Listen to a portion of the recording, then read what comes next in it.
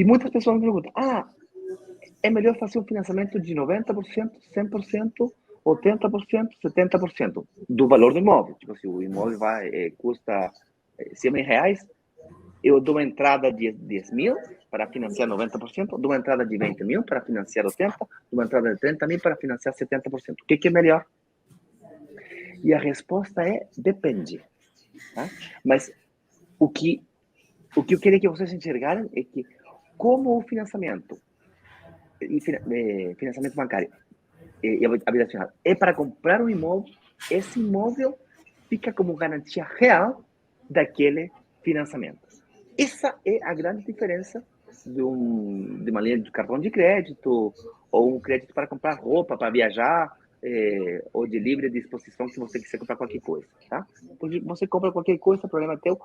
O banco tem que acreditar que você, como aportante, consiga bancar as parcelas, tá? Em câmbio, no financiamento, também você vai ter que demonstrar que tem capacidade de pagar as parcelas, que é o seguinte ponto, que eu queria entrar um pouco sobre isso. Mas a grande diferença está na garantia do imóvel. E isso faz que os juros do financiamento bancário sejam os juros mais baixos do banco. Tipo assim, é o produto financeiro de mais baixos juros que existe na economia brasileira hoje em dia. Não tem mais baixo. Esse é o mais baixinho, o que tem. Parece alto, porque, claro, o valor é muito alto. São 100 mil, 300 mil, 500 mil. Tem gente que faz financiamento por 10 milhões de reais, mas na faixa de 350 mil, 450 mil até os 750 mil, ou seja, em média, 500 mil reais, tem muitas pessoas no Brasil com acesso ao financiamento bancário nesse intervalo. Tem gente com menos, né? Que Minha Casa Minha Vida, o Verde Amarelo, que era antigamente. Vamos ver como que fica agora, né? E depois, a segundo segmento, que já passa dos 750 mil, já chega perto do milhão de reais para cima, entendeu? Mas nessa faixa, nesse intervalo, tem a grande volume de financiamento bancário, está nessa faixa de preços ali. Deu para entender a diferença do crédito, de um cartão de crédito com o financiamento bancário, né, Vanessa? Sim, tranquilo, não. Deu para entender. É diferente, né? Tipo,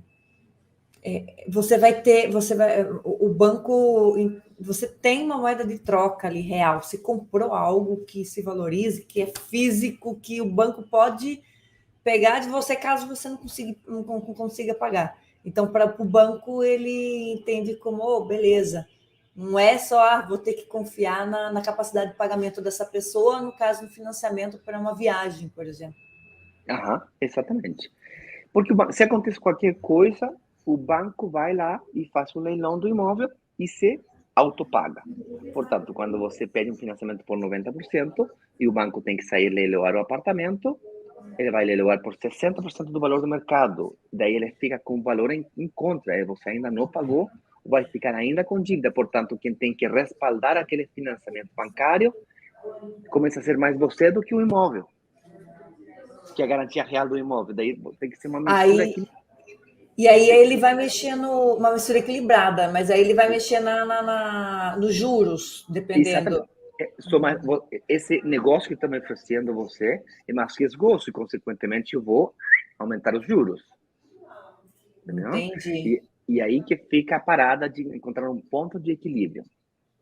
E o ponto de equilíbrio que eu achei no Brasil, até agora, está nos 70%, 85%, desculpa, entre 80% de financiamento e 70% de financiamento. Eu, particularmente, gosto de financiar as minhas propriedades entre um 70% e um 60%, ou seja, dar uma entrada de um 30% até um 40% de entrada do valor do imóvel, tá?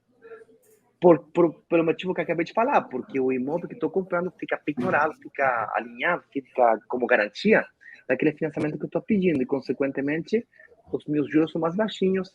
O tempo que eu vou pedir para pedir o crédito começa a diminuir. A diferença da parcela do aluguel com a parcela do financiamento fica maior, e eu consigo utilizar essa diferença para viver das rendas ou para antecipar o pagamento das parcelas. Estou falando muita coisa, vamos lá. Tu tem uma pergunta. Ah, Inácio, mas por que você está preocupado com os juros da parcela do financiamento, se quem vai pagar esses juros é o inquilino, é o aluguel? É verdade, é verdade. Você está certa. É verdade, se você tem um aluguel e o aluguel do apartamento paga a parcela do financiamento, quem está pagando, porque dentro da parcela do financiamento tem juros, né, o percentual de juros e o percentual de amortização de capital. Tá? Inclusive, essa tabela no Brasil, essa parcela é decrescente, ou seja, você paga primeiro, paga mais juros, no primeiro período do crédito você paga mais juros, e na segunda período do crédito você paga mais amortização de capital.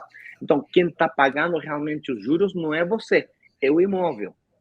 Por isso que a gente fala que é possível investir em apartamentos, fazer eles se pagarem sozinhos. Isso. Enquanto o aluguel seja capaz de pagar essa parcela. Tá? 100%, tem às vezes que você não consegue pagar 100%, fica mais ou menos em conta, né? Pode ficar um pouquinho em conta, não paga 100% sozinho, paga 90%, 70% sozinho. Tá? Vai depender de quê? Vai depender dos juros, vai depender do período do financiamento, vai depender do valor do aluguel, obviamente, e vai depender também de quanta entrada você deu. Se você dá mais entrada, pede menos financiamento e, consequentemente, a possibilidade de que a parcela entre e fique maior é mais alta. E por isso que eu gosto de financiar os meus imóveis entre 70% e 60%. Ou seja, dar uma entrada de 30% até 40%. Não que dar uma entrada só de 80% seja ruim. Não estou falando isso. Estou falando que é mais fácil equilibrar o investimento imobiliário quando você dá uma entradinha maior. Tá certo?